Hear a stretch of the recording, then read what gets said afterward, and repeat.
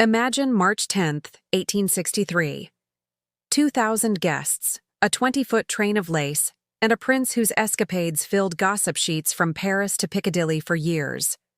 Newspapers promised a fairy tale ending for this scandal-prone heir. Yet, that glittering ceremony didn't just unite two people. It quietly, profoundly re-engineered the British monarchy long before either spouse touched a crown. By the end, you'll understand why historians call Alexandra of Denmark the grandmother of modern royal popularity, and why Edward VII, playboy, gambler, future king, owed far more to his patient wife than he ever admitted. We'll follow them from their awkward first meeting on the Rhine, through 6 children, dozens of mistresses, an assassination attempt, and a constitutional crisis that never quite happened. Stick around, because their private bargain still subtly shapes what we expect from royalty today. Albert Edward, Bertie within the palace, was just 21 when he nearly brought the monarchy to its knees. An army camp sex scandal, so explosive it forced a parliamentary inquiry. His parents, Queen Victoria and Prince Albert, were deep in mourning, Albert himself terminally ill. His desperate final journey to Cambridge to scold his son is widely believed to have hastened his own death. Victoria never forgave Bertie, blaming him for killing dearest papa, and the country largely blamed him for everything else. The cabinet's urgent solution? A bride, young enough to reform, foreign enough to seal an alliance, and crucially, steady enough to keep the heir out of trouble until his coronation. So enter Alexandra, 17, dazzlingly photogenic and perfect for the new carte de visite craze.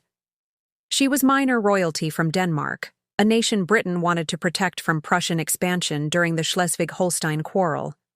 Their engagement photos taken at Laeken show her composed, Bertie relieved. Victoria privately worried she was too soft, but the public, desperate for color after years of court mourning, instantly adored her. London tailors copied her high-necked jackets. One magazine dubbed her the fresh breeze off the North Sea, a nickname that stuck. Inside St. George's Chapel, choirs soared, sabers clinked, and cannons rumbled. Alexandra, limping slightly from a sprained ankle, glided past diplomats hoping this spectacle would cure the prince's wanderlust. It didn't. On their honeymoon at Osborne House, Bertie slipped off with a lady-in-waiting while Alexandra changed for dinner. The pattern was set: separate bedrooms, separate lives. Outwardly, they were the perfect couple. Crowds gathered outside Marlborough House to see them off. The monarchy quickly learned that image could be far more potent than virtue.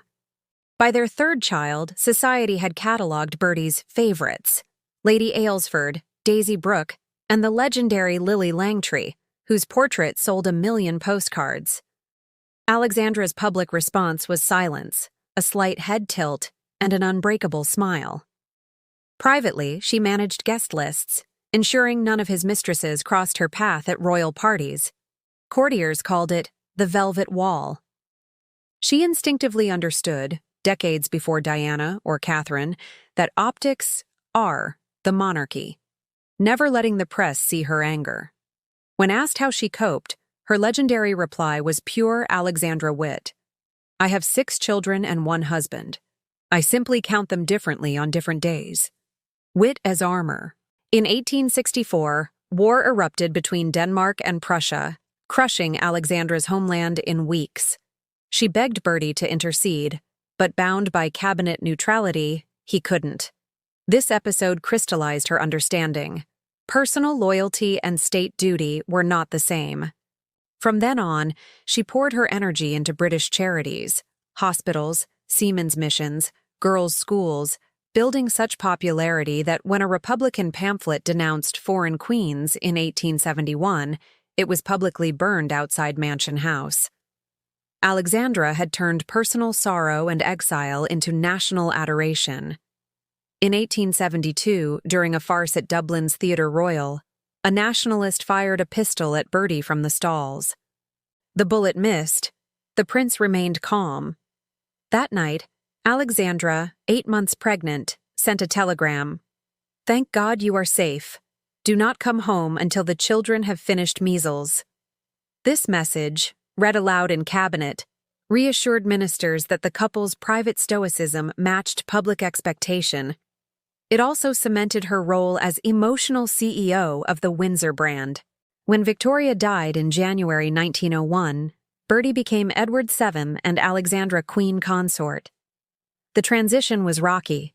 Courtiers feared the new king would bring Parisian scandals to Buckingham Palace. Alexandra's solution: charm overload.